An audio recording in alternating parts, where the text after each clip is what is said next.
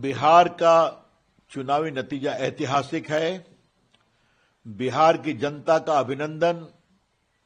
जिस तरह से जात पात की सीमाओं से ऊपर उठकर उन्होंने वोट दिया है विकास के लिए, ये आशा का वोट है, ये विश्वास का वोट है।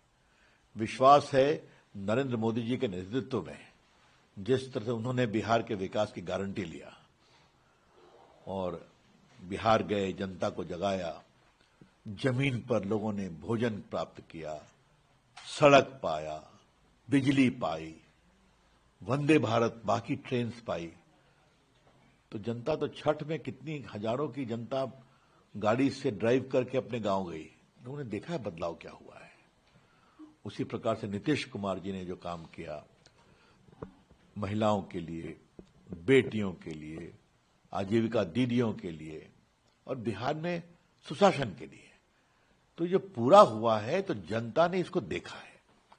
और लालू प्रसाद के जंगल राज को भी उनको याद है, खौफ, डर, तो उसको भी देखा है।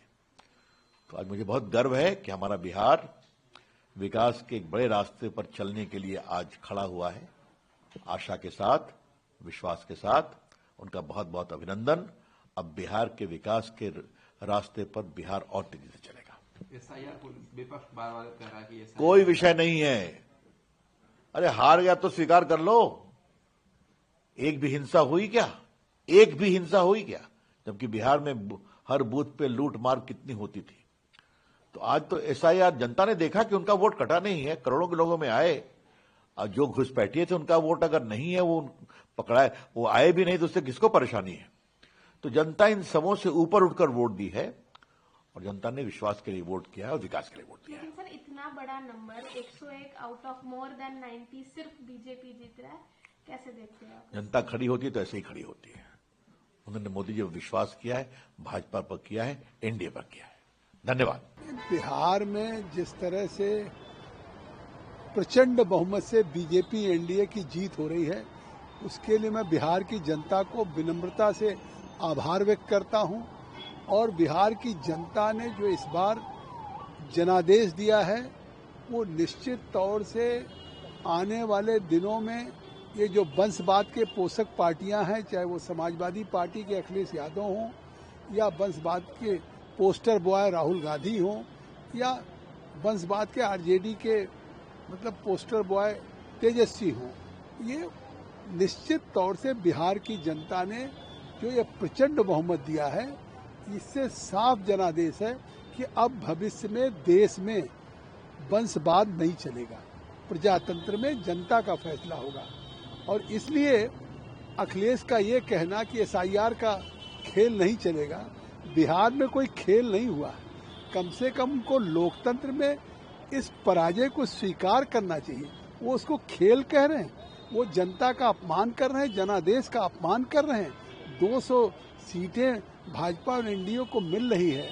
जिस तेजस्वी कह रहे थे युवा उनके साथ है, आज वो युवा भी, आज वो महिलाएं भी, गांव का किसान भी, सब ने प्रचंड बहुमत से दिया है।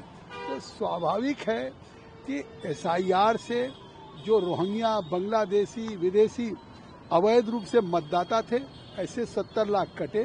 तो और जिस तरह से रिकॉर्ड मतदान हुआ, पूरे बिहार के किसी बूथ पे कोई रीपोलिंग नहीं हुई। पहली बार शासन में बिहार की गवर्नमेंट ने, चुनाव आयोग ने कितना निष्पक्ष चुनाव कराया है। ये केवल बिहार का फैसला नहीं है, ये बंगाल के लिए भी फैसला हुआ है, यूपी के लिए भी हुआ है, तमिलनाडु का भी हुआ है। और अखिलेश यादव निश्चित तौर से उनको ये बात मान लेना चाहिए कि जो परिणाम बिहार में जनता ने दिया है, जनादेश बीजेपी एनडीए के पक्ष में मोदी जी के नेतृत्व में, वही बंगाल में भी परिवर्तन होगा, यूपी में भी वही जनादेश होगा बीजेपी एनडीए की। अब की और अप्रत्याशित परिणाम से हम जीतेंगे। सर, जिस तरीके से 14 अन्य राज्य हैं, उसमें जो है पीडीए जो है सीसीटीवी की तरीके से पीडीए प्रहरी चलाएगा, जिसको लेकर के भाजपा पर साफ तौर से उन्होंने कहा है कि भाजपा एक दल नहीं, छल है। कब तक गुमराह करेंगे? बिहार की जनता ने साबित कर दिया कि मतलब भाजपा ही एक दल है और बल भी है। ये देश का बल है, राजनीतिक दल है, लेकिन जनता ने कह दिया कि ये देश के जनता का बल है।